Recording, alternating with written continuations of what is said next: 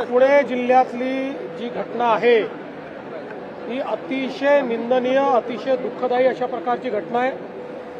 3-3.5 वर्षाच्या चिमुकलीवर 65 वर्षाच्या नराधमानं त्या ठिकाणी अत्याचार केला आहे आणि तिचा खून देखील केलेला आहे। आरोपीला अटक झालेली आहे। आरोपीचे अशा प्रकारचे जुने संदर्भ देखील त्या ठिकाणी दिसतायत। एकूणच या घटनेतनं समाजामध्ये मोठा रोष आहे। सगळ्यांनाच या घटनेमुळे त्या मुलीच्या बद्दल, त्यांच्या परिवाराबद्दल प्रचंड हळहळ वाटते। आरोपीला अटक तर केलीच आहे, पण मी आश्वस्त करू इच्छितो की फास्ट ट्रॅक कोर्टामध्ये हा संपूर्ण हे प्रकरण आम्ही नेऊ। स्पेशल त्या ठिकाणी फास्ट ट्रॅक कोर्ट तयार करायला आम्ही हायकोर्टाला विनंती करू।